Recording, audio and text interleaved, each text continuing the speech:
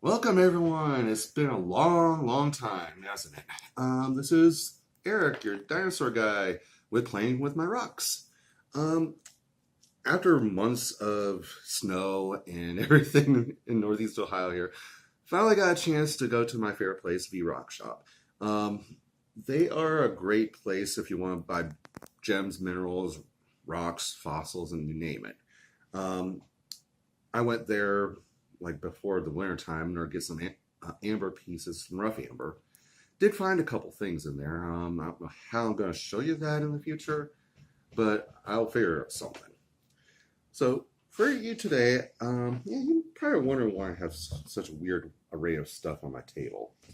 Well, the main part I'm going to talk about are the ammonites. Ammonites, Bellbillonites, pretty much the squid-like creatures that you would see from the Devonian to the Cretaceous period that flourished and, as someone said, were prolific breeders. There was all different kinds of sizes, nautiloids, ammonites, gaulonites, different kinds, and they all had either two types of patterns. They had straight, and they had the curved, curled over pattern. Um, like, here's some. This and this technically would be kind of similar. This is, this is a Bellbillonite from Italy.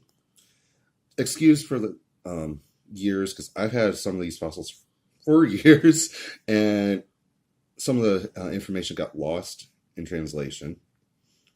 This is an Orthoceras from Morocco. This is a Devonian period, about 409 million years old. They love to get all these weird pieces and just shine them up just to show the special little inside of what it looks like. Now, Bellbillonites did not have an outside shell. Instead, it was like an inside thing. Kind of cartilaginous in nature and everything. It's one of those things that they had to have in order to be able to keep their structure. It wasn't like a octopus. Octopus are almost squishy, and they don't have such a large, central cone, I guess you want to say. One thing I do like about this type of stone is it's like this when it's mined and cut and all, but it's like this when it's polished. If I don't drop it, which is pretty nice. You can actually find huge plates of this along with different types of ammonites, but be forewarned, most of the time they're affixed to other slabs of this rock and polished to make it look like it was part of it, but it's not. It is just literally just glued there, then repolished. This is a type of ammonite that is in matrix, again from Italy. Again, I'm not sure the time frame. And you can see the structure. It's just pretty much curled over. That's the shell. Most of the times whenever ammonites fossilize, you're going to have like inside fossilization where the shell just completely disappears. Or you're going to have those that have the shell still on, which I don't have a example at the moment, but it's usually pearlescent. Actually, I'll show you a little bit. The tiny little middle of this ammonite is pearlescent. I don't know if you can get this focus, but there we go. It's very highly pearlescent. That's the original shell. Even though they pretty much ground this up in order to be able to be see-through and everything else and nice and polished, but it's that pearlescence. Sometimes it fossilizes very well, and that's highly sought after, along with certain types of ammonites for gem purposes. This one is very see-through. This and this are, they call it red ammonites. They're from Madagascar, Cretaceous period. This is another beautiful piece. I love this piece of ammonite that I found. I love the patterning, and the center they could not grind. So you have this interesting pearlescent, shiny, pyritized like center with the still with the ridges, which weren't able to be ground out. But you can tell the different types of patterning and everything else on this. It's beautiful. You know, they kind of messed up on the one side, but they pretty much said F it and I'm just gonna do this side and leave it be. And hey, this if I knew how to be a jeweler, this would be a gorgeous piece for jewelry. And yes, ammonites are gem fossils technically. As you see with this, it's highly polished. You could put it into like a type of central pendant in order to wear. And of course, there's other ways that ammonites can be, shown off. I don't have the huge kinds because those are like $50 to $60 for just a nice size piece. There was other pieces like about this size I saw for $16, but I was a little bit limited on funds. I didn't know what this weekend was going to hold for me. But here's a different weird ammonite. If you see on this side, it doesn't look like much. You do see some of the squiggle lines, which are growth rings when the ammonite was alive, and that's how it would grow. But here's another thing that they love to do with these. They cut them open. They literally saw them in half in order to show the inside fossilization, and they polish it. As you see, it's pretty interesting. They'll even do this to some fully unpyritized ammonites, which pretty much fool's gold. Those are pretty expensive for even the tiniest piece. They're like $10 per one. It was just really ridiculous. But I remember back several years ago, I could buy a piece for the same price I bought the red ammonites for like $4, $3. But yeah, so that's what one kind of looks like when it's cracked open, cut open in order to be able to show. This doesn't show as much chambers because of the weird distortion with the fossilization, but you can still see some of it. And of course, this is just a squished ammonite. It is very squished. And it was during the fossilization process that this happened. It has nothing to do with the chiseling out of the rock or anything. But there's so many different types of ammonites. There's even in Texas, you'll have freaking ammonites this huge. When it comes, and those are the huge display pieces that are worth hundreds of dollars. But even though they kind of look bland, there's certain pieces like highly polished or highly sought after pieces that are worth collectability.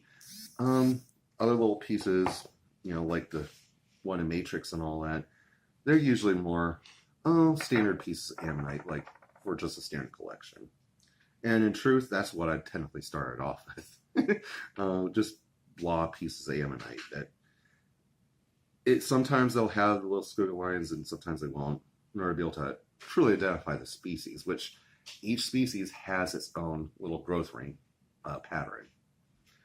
I do have a couple other interesting things I want to show you today. One is this. Now, you're probably wondering, well, this is just a rock.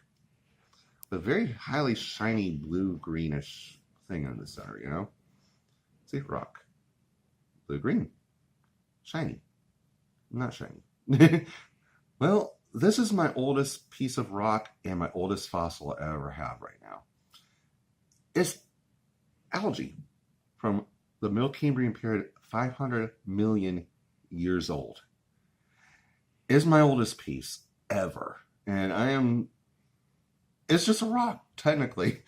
But at the same time, I found it at Red Rock. Paid, guess what, $1 for this little chunk. Didn't even notice the shininess. I was like, oh, I'm just going to keep it in the bag and put it in my little basket and, take it home. It's not until I got home I noticed how shiny that algae is. And that's like literally just jaw drop.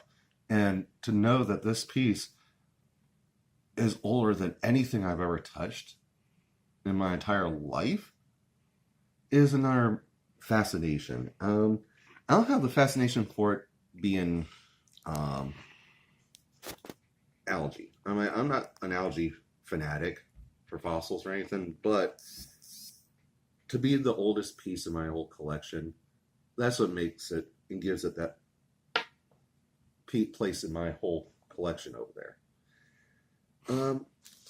And of course, this piece is from Utah, which I've noticed. When I was there's these little packets, and I got plecopods.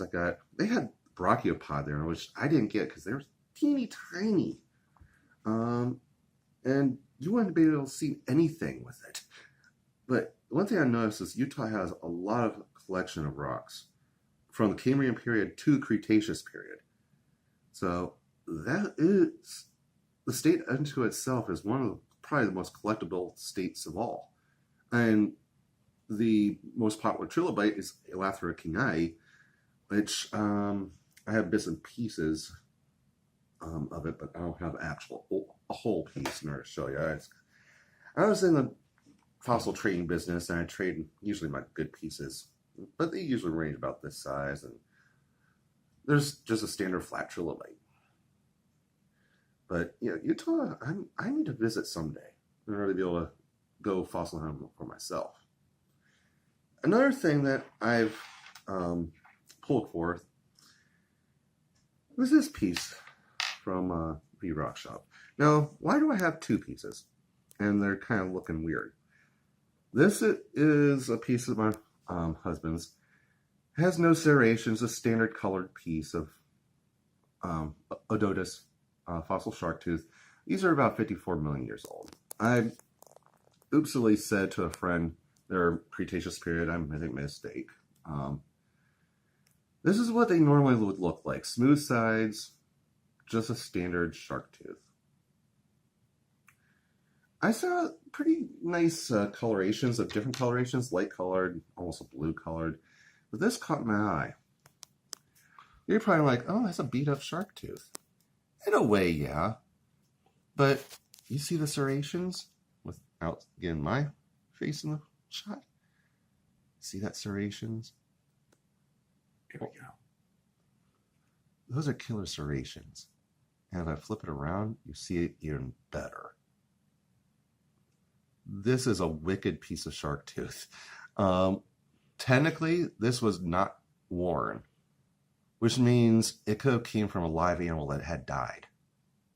It wasn't a drop, like how shark teeth would just drop their teeth constantly in order to be able to replenish for sharper teeth. This would have been in the shark's mouth upon death. Most likely. This was not a drop.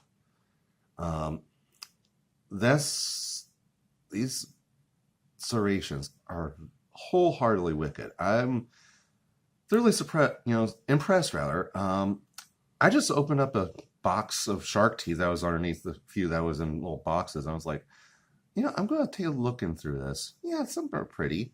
One did have some serrations, but this had the most. And I'm just jaw-dropped with how this piece is so beautiful. And so sharp.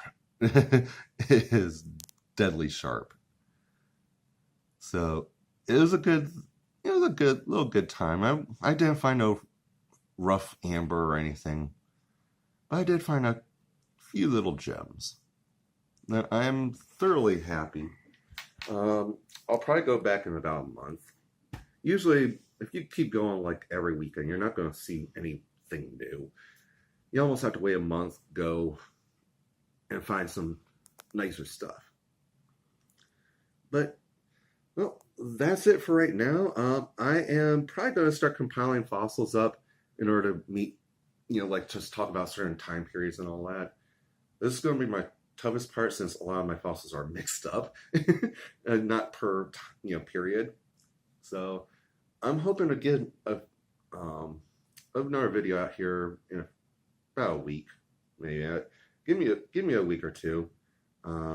Life always gets in my way.